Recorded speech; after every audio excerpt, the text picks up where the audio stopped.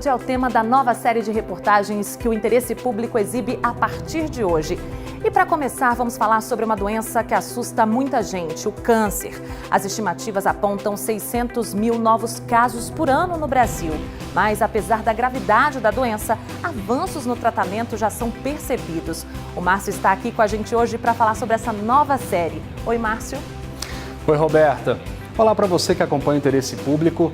Nesta série sobre saúde, a nossa equipe visitou hospitais e ouviu histórias de pacientes e suas famílias na Grande São Paulo, em Sergipe e Eunápolis, na Bahia.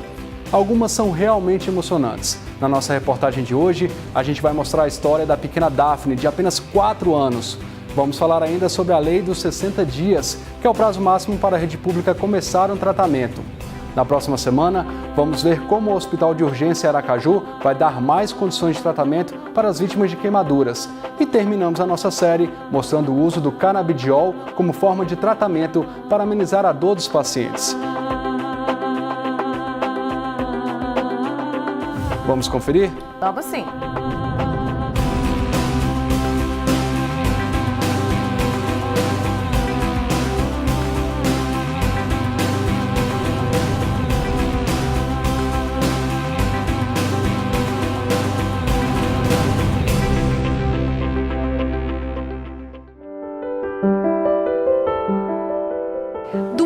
Do diagnóstico ao início do tratamento, que por lei deve ser iniciado após 60 dias.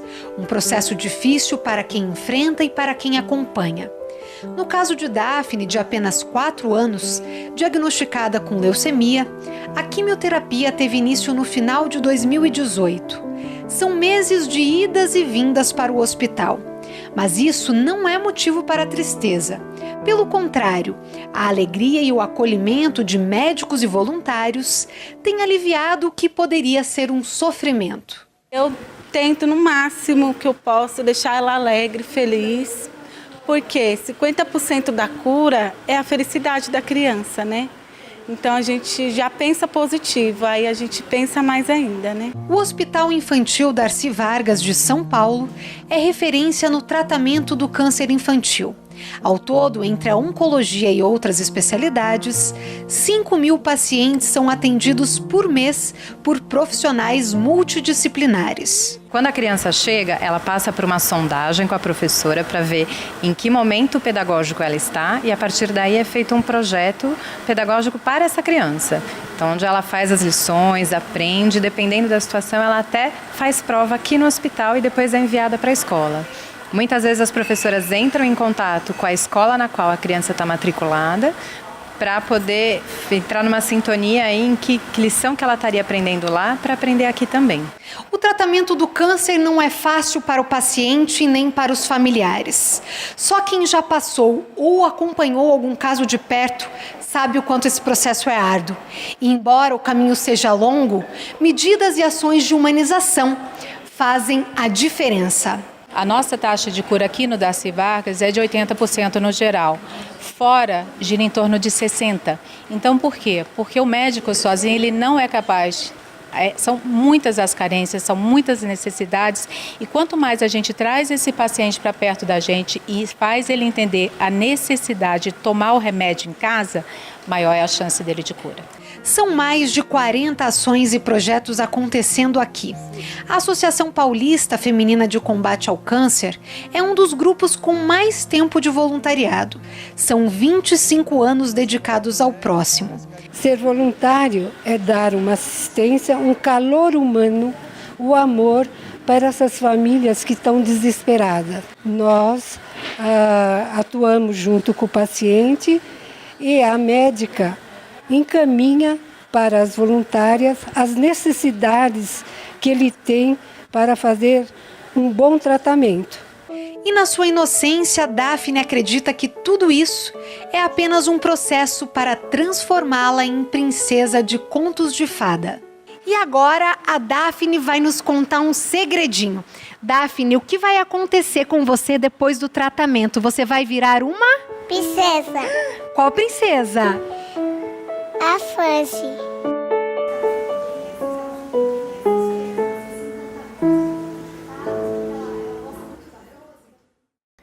Olha, e é impressionante ver como as pessoas conseguem passar por esse momento tão difícil. Mas isso pode melhorar e muito se a lei dos 60 dias for respeitada. Não é isso, Márcio? Exatamente, Roberta.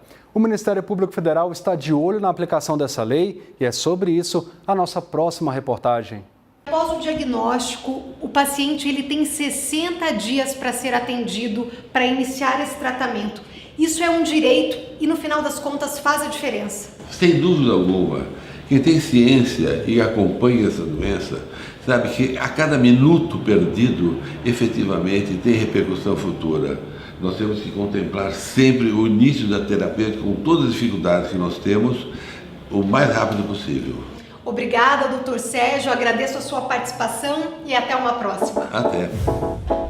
E essas histórias não acabam por aqui, tem muito mais no programa de hoje. A última reportagem da série sobre o Rio São Francisco. E ainda, em Santa Catarina, a Justiça determina demolição de imóvel construído em área de preservação permanente a partir de ação do Ministério Público Federal. Fique com a gente, o Interesse Público já começou!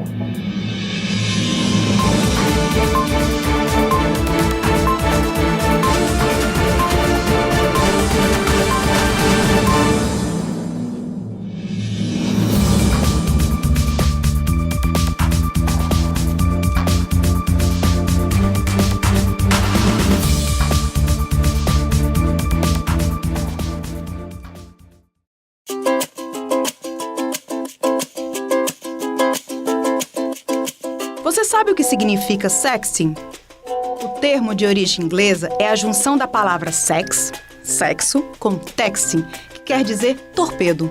Sexting surgiu um tempo atrás, quando a internet ainda nem era 3G, e as pessoas enviavam mensagens eróticas por meio de texto, o SMS, lembra? Hoje, as mensagens são fotos e vídeos, o popular nudes. Mas olha, compartilhar imagens de sexo e nudez sem autorização é crime. A pena é de 1 a 5 anos de prisão. E não adianta fazer print da tela do WhatsApp ou de qualquer outra rede social. É crime do mesmo jeito. Quer mais informações como essa? Fique de olho nas nossas redes sociais. No próximo bloco, ele dá cores aos alimentos, mas pode fazer muito mal à saúde. São os corantes artificiais. E ainda, em Santa Catarina, Justiça pede demolição de imóvel que ficava em área de preservação. Até já!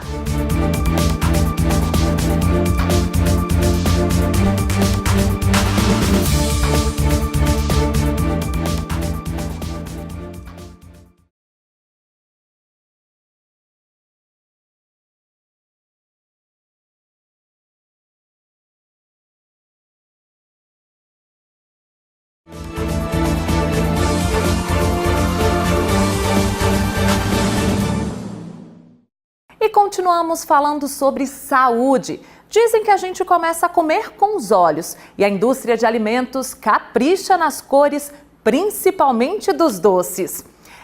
São os corantes artificiais que deixam tudo colorido, mas que podem trazer um monte de problemas para quem consome. Explica isso pra gente, Márcio. Um festival de cores. Azul, amarelo, vermelho, tudo para chamar sua atenção e te fazer sentir vontade de devorar essas guloseimas. Afinal, como dizem por aí, a gente come primeiro é com os olhos. Duvida? Estudos mostram que o ser humano capta aproximadamente 87% das percepções pela visão, 9% pela audição e os 4% restantes por meio do olfato, do paladar e do tato. É por essa razão que a indústria se preocupa tanto com a aplicação de cores nos produtos.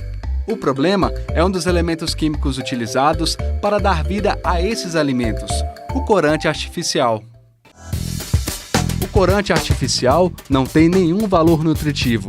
Ele é utilizado simplesmente para dar cor e nada mais. Só que ele pode trazer uma série de problemas para a saúde, principalmente para quem tem alergia. Dona Carmen é assim. Animada, bem disposta, aos 73 anos, acaba de lançar um livro. Quem vê a aposentada tão bem, nem imagina que há pouco tempo ela ficou entre a vida e a morte por causa da alergia a corantes. Tomei esse omeprazol sem me dar conta de que ele tinha um corante que era diferente, era alguma coisa meio rosinha, né, diferente. E tomei, e aí eu tive uma manifestação alérgica das mais violentas possíveis. A garganta, com perigo inclusive de um edema de glote, que aí não teria nem como estar aqui hoje contando a história. Tartrazina. Tá aí um nome difícil de lembrar, mas importante de guardar. Ele é responsável por dar essa cor amarelada aos alimentos industrializados e é considerado um dos piores corantes. Asma, rinite, bronquite, náuseas e dor de cabeça são alguns dos problemas causados por esse corante, que também é encontrado nos medicamentos. Atendendo a um pedido do Ministério Público Federal em São Paulo, a Justiça manteve a decisão que determina que os fabricantes de produtos que contenham corante amarelo na composição coloquem nas embalagens informações sobre possíveis riscos de reações alérgicas. Para isso, a Agência Nacional de Vigilância Sanitária, Anvisa, deve editar uma norma que torne obrigatório que as embalagens desses alimentos tragam de forma destacada a seguinte informação: esse produto contém o corante amarelo tartrazina, que pode causar reações de natureza alérgica, entre as quais asma brônquica, especialmente em pessoas alérgicas ao ácido acetilsalicílico. Em nota, a agência diz que vai recorrer da decisão por entender que não há evidências científicas suficientes para comprovar que a substância seja capaz de induzir o organismo a uma alergia alimentar.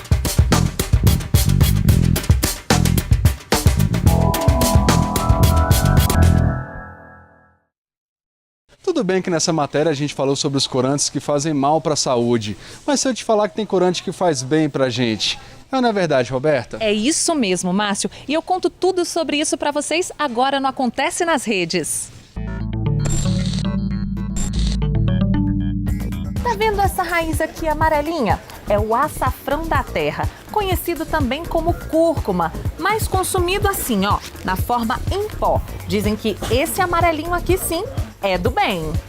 Quando se fala em saúde, ele bomba nas redes.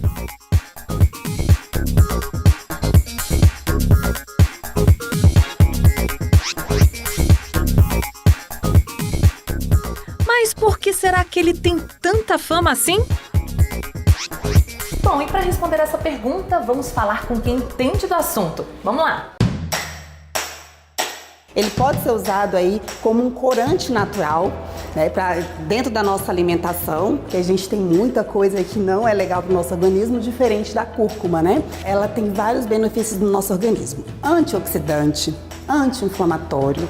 Você pode usar a cúrcuma para tratar, por exemplo, reumatismo, aquela pessoa que está com um probleminha nas juntas, tá bom? Alzheimer, gente, depressão. E existem vários estudos aí que, inclusive, a cúrcuma ajuda a gente a melhorar os quadros de obesidade. Então, se é para colorir, que seja com saúde.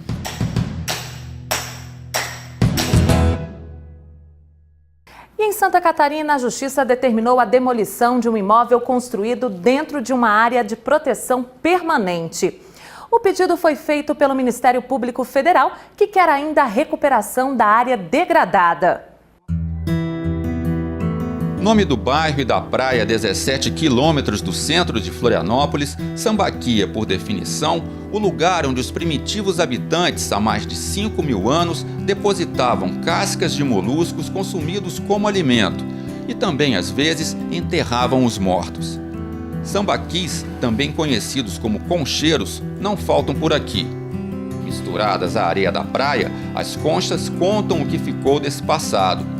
Hoje, a história se mostra mais presente na arquitetura açoriana dos primeiros imigrantes que chegaram à ilha de Santa Catarina em meados do século XVIII.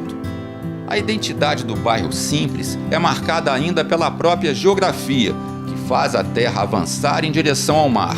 São chamados pontais, cabos ou promontórios, áreas de preservação permanente protegidas por lei. Por isso, o Instituto Brasileiro do Meio Ambiente e dos Recursos Naturais Renováveis, o IBAMA, caracterizou a licença para a construção feita exatamente naquela área como ilegal, ao verificar diferenças significativas entre as propostas licenciadas e as estruturas existentes ali. Sob a alegação de simples reforma de uma casinha de madeira que existia no mesmo lugar, de acordo com o IBAMA, se fez uma obra muito maior e mais impactante. Essa complexidade do costão rochoso aqui em Santa Catarina, por exemplo, é comparável inclusive ao que a gente observa em recifes de coral e permite que ali exista uma grande biodiversidade, uma vida marinha muito exuberante com peixes, crustáceos e outros organismos. Isso evidentemente acaba sendo destruído se for feita uma intervenção muito grande nesse ecossistema. O Ministério Público Federal em Santa Catarina entrou com uma ação que pede a demolição da obra e a recuperação da área. Além do dono do imóvel, a ação inclui a Prefeitura de Florianópolis e a Fundação Municipal do Meio Ambiente, a Floran. Além de construções ilegais, intervenções também na área de mata, na área de costão rochoso, construção de uma piscina, colocação de muros, de arrimo, etc. Então, tudo isso vai ter que ser retirado de maneira apropriada e vai ter que ser implantado o que a gente chama de projeto de recuperação de área degradada, um PRAD. A procuradora destaca ainda que a fiscalização dessas áreas deveria ser mais efetiva. Deveria haver uma vontade política séria, tanto do município quanto do estado de Santa Catarina, para fiscalizar preventivamente esses elementos naturais que são tão importantes.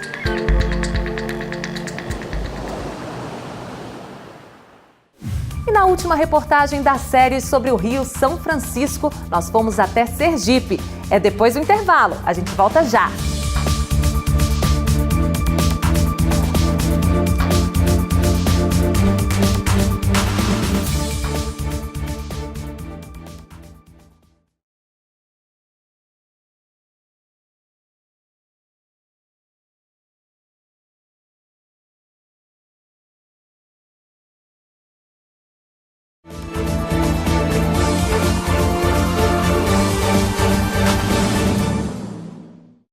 Revoltados com o lançamento de esgoto na Lagoa de Araruama, na região dos Lagos, Rio de Janeiro, pescadores fizeram um protesto pedindo ações imediatas para a despoluição das águas. O protesto aconteceu na hora em que representantes do MPF e fiscais de órgãos ambientais chegaram na Praia do Siqueira, em Cabo Frio. Foi o jeito inusitado de alguns pescadores demonstrarem a revolta com a situação em que se encontra a Lagoa de Araruama. Não estão pegando peixe, não estão pegando mais camarão. O nosso camarão é um dos melhores da região, cara. Mas não tem, tá todo mundo tá saindo para pescar das 4, 5 lances, não pega 100 gramas de camarão, cara. Tá morrendo tudo, tá peixe morrendo, tá tudo, sumiu tudo, a lagoa tá morta. Se nada for feito, a lagoa daqui é esgoto puro. E para que alguma coisa seja feita, o dia foi aberto com o diálogo. Primeiro, pescadores que vivem e trabalham nos municípios do entorno da lagoa foram ouvidos pelo procurador Leandro Mitidieri. Eles fizeram denúncias e deram opiniões do que é preciso fazer para salvar esse ecossistema. Eu acho que tem que ter um serviço, tem que ter um trabalho, tem que ter uma investigação. Nós todos temos que continuar nessa luta e pedir encarecidamente ao senhor procurador a dragagem do canal, porque a nossa lagoa ela precisa respirar. Nós estamos tentando, nessa rodada na lagoa inteira, um levantamento técnico aqui de cada vala que joga esse lodo, esse esgoto. Depois, a comitiva saiu percorrendo diversos trechos, onde moradores e pesquisadores mostraram tubulações em que o esgoto é jogado sem qualquer tratamento na água. O professor de Ciências Ambientais, Ricardo Fernandes, que fez o estudo recente sobre a qualidade da água na lagoa, diz que o sistema de captação para tratamento de esgoto, utilizado há mais de 2 décadas na região, não suporta mais a quantidade de resíduos despejada ali. A gente constatou que a qualidade da água na lagoa, nessa localidade, ela é de baixa qualidade, ela tem presença de coliformes fecais, ela tem grande presença de fósforo, de nitrogênio em excesso. O presidente da Prolagos, que também esteve presente na fiscalização, afirma que a concessionária está empenhada em resolver o problema. A contribuição mais objetiva que nós fizemos foi apresentar um projeto de rede separativa, 100% de rede separativa para os 5 municípios. São 2 quilômetros de rede dedicada exclusivamente ao esgoto, passando em todas as ruas das 5 cidades e conectando todas as casas. O Ministério Público Federal garantiu aos pescadores que vai cobrar do consórcio as soluções para a recuperação da Lagoa de Araruama. Se a concessionária se utiliza desses canais para sua atividade lucrativa, então que ela contribua também fazendo ali a limpeza. Então o que a gente deve fazer é exigir o que esse contrato já está prevendo, de solucionar. Todo mundo concorda que é preciso realizar a dragagem, né? A discussão é quem vai arcar com isso, e depois a gente precisa da solução definitiva.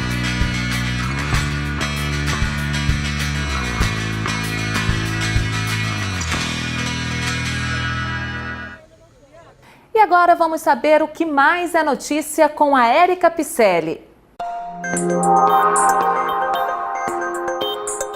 O Ministério Público Federal orienta que pacientes em filas de cirurgias eletivas no estado do Ceará atualizem os dados pessoais na central de regulagem. Esses procedimentos são aqueles que podem ser programados, que não têm urgência. O prazo final para atualização dos dados é 1º de julho. A falta de informações vai levar à exclusão imediata do paciente da fila de cirurgias. A Justiça determinou que a FUNAI conclua a demarcação de terras indígenas do Médio e Baixo Rio Negro, no Amazonas, em até 2 anos. Desde 2013, o processo administrativo de demarcação aguarda pela elaboração de estudos antropológicos. A decisão foi comemorada pelo Ministério Público Federal, que iniciou as ações do Abril Indígena. O Ministério Público Federal, em Brasília, propôs uma ação na Justiça que questiona um decreto que obriga os candidatos de concursos públicos que concorrem a vagas reservadas a pessoas com deficiência a comprovarem com recursos próprios a condição na hora da inscrição. Para o MPF, é o poder público e não o candidato responsável por proporcionar os meios para avaliação da deficiência. O MPF pede ainda que seja declarada a ilegalidade da regra e que ela seja extinta.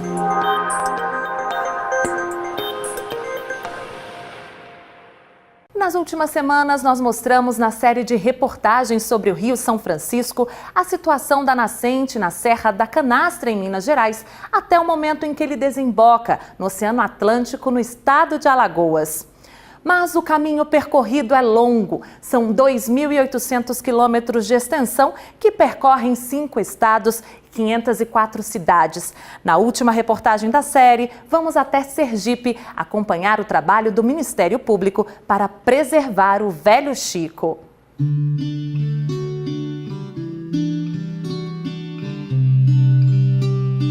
A bacia do Rio São Francisco tem quase 3.000 quilômetros de extensão. Equivale ao território da França, o que faz com que uma grande área dependa dela. Em Sergipe, sua importância ultrapassa o abastecimento de água. Aqui, o rio tem valor econômico, social e cultural. Pescadores e barqueiros tiram do Velho Chico o sustento há muitas gerações. Com 13 anos, junto com meu pai, né? Meu pai pescava de tarrafa e covo. E ali eu saía mais ele, né? Eu a pescar. Eu fui seguindo minha vida, pescando, criando meus filhos, foi na pescaria aqui e lá na Foz. Quando não dava certo aqui a maré, nós saía para Foz e lá nós arrumávamos o sustento da nossa família, no Rio São Francisco. O Rio São Francisco já teve dias de fartura de peixes e uma vida movimentada no cais. Realidade diferente dos dias de hoje. Naquele tempo, no começo da minha pescaria, quando eu comecei a pescar, eu jovem ainda, para hoje tem muita diferença. Porque tem mais peixe, tem mais condições de a gente pega mais, porque tinha muita enchente.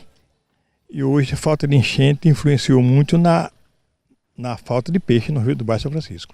Caído isso a barragem de Xingó, a hidrelétrica de Xingó, para o Baixo São Francisco.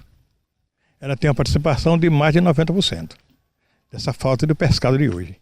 Há 8 anos, a Universidade Federal de Sergipe vem realizando um estudo sobre o São Francisco. e concluiu que as 6 usinas hidrelétricas construídas ao longo do seu percurso são nocivas às águas do rio. A construção da barragem, né, fez com que interrompesse a rota migratória de importantes peixes comerciais, né, como o surubim, o dourado, a matrinchã, o pirá, e essas espécies estão extintas do Baixo São Francisco. Uma usina hidrelétrica é como se fosse um banco. Esse controle da água aí certamente é o que está provocando essas sérias consequências no Baixo São Francisco. O que não faltam são formas de aproveitar os inúmeros recursos naturais da bacia do Velho Chico. Mas o uso inadequado dessa riqueza compromete a saúde das águas e provoca graves problemas ambientais. O Ministério Público Federal, em parceria com diversos órgãos, tem um trabalho constante de proteção do São Francisco. A fiscalização preventiva integrada que acontece nos 5 estados banhados por ele. Aqui em Sergipe foi detectado um grave quadro de desmatamento na Foz do Rio, causado pela criação de camarão em cativeiro, a carcinicultura. Esses empreendimentos de carcinicultura têm usado um método de instalação dentro dos manguezais do Rio São Francisco, que são áreas de preservação permanente e que a legislação veda. Nós temos feito desdobramentos com o ajuizamento de ações penais, o ajuizamento de ações cíveis contra os responsáveis por esses crimes e por essas irregularidades ambientais para tentar fazer com que seja estancada o processo de desmatamento. Mas o Velho Chico segue seu curso mesmo com os obstáculos criados pelo homem, pois da força de suas águas depende a sobrevivência de muitos.